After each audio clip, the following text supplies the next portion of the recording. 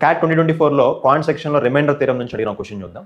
10^100ని 7తో divide చేస్తే reminder ఎంత వస్తుందని అడిగారు. ఓకే, సో ఈ క్వశ్చన్ మనం చాలా ఈజీగా సాల్వ్ చేయొచ్చు. 10^100ని మనం ఎట్లా తీసుకోవచ్చు? You can write it as 10^2 × 50. 10² అంటే 100.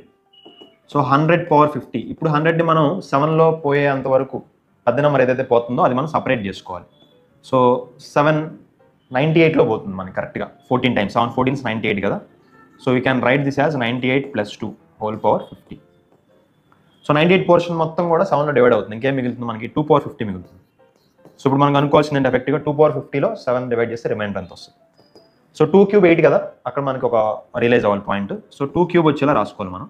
2³ హోల్ పవర్ ఎంత రాయొచ్చు? 2³ హోల్ పవర్ 16 రాయొచ్చు. 2^48 అవుతుంది.